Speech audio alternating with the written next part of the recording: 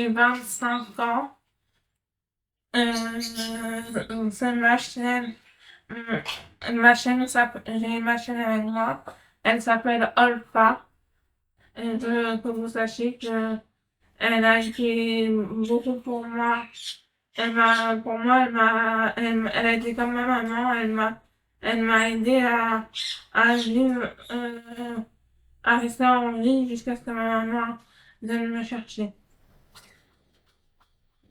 Il est pas mal, ça. Merci. Aujourd'hui, j'ai 33 ans. Je suis trisomique 21 avec des troubles autistiques.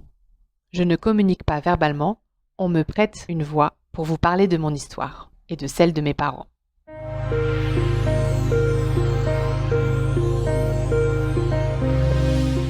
Je vis chez mes parents car pour l'instant, il n'y a pas de place en établissement pour moi, comme pour beaucoup d'autres maladies rares et complexes.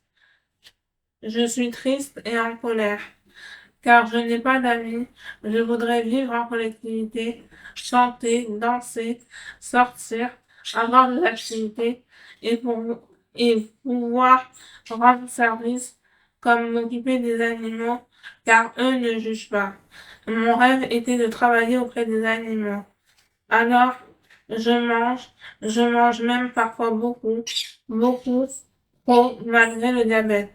Et j'ai pris 35 kilos en 2 ans, alors que j'étais déjà gravement en surpoids. J'ai une maladie génétique rare, la maladie de Prader-Willi 1.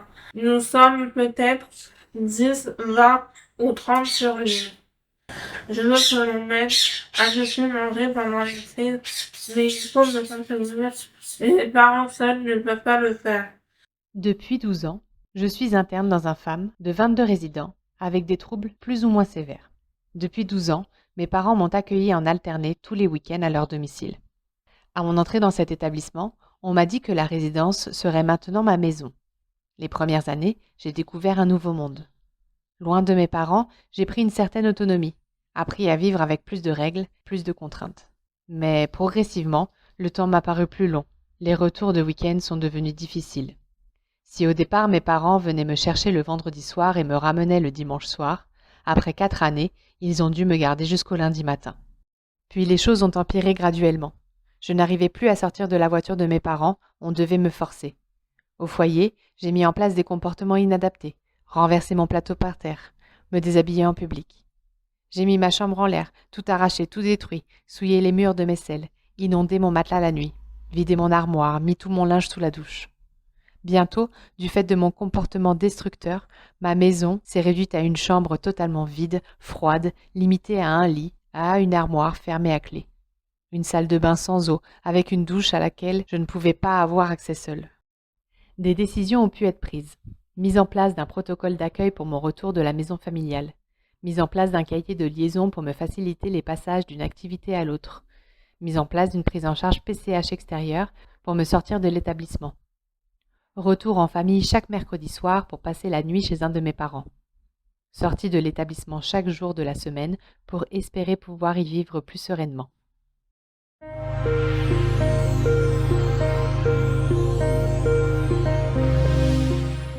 Si j'ai envie de rentrer dans mon pays, c'est parce que ça me manque énormément d'avoir des amis, mais je veux que ça se passe bien, comme le premier à chacun son école, où on me comprend et qu'on m'accompagne et qu'on m'aide et, et même quand je suis pas bien, on m'aide et qu'on me comprend et tout, mais pas qu'on me fasse du mal. J'avais ma chambre, mais après, je restais pas souvent dans ma chambre.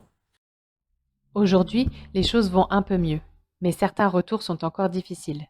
Les activités se passent bien et les comportements défis sont moins nombreux. Mais ma chambre est toujours aussi vide et puis certaines nuits sont encore difficiles. Le foyer reste donc loin de représenter pour moi ma maison. Ce n'est toujours pas le lieu où je pourrais m'épanouir. Trop de monde, trop de cris, trop de mouvements, pour assurer ma sécurité même si le personnel est bienveillant et très investi dans sa mission. Pour créer un lien avec le personnel, pour moi, c'est très compliqué. J'ai besoin, comme tous les Camerounais, d'avoir un contact avec le personnel. C'est-à-dire, il faut que je fasse des câlins.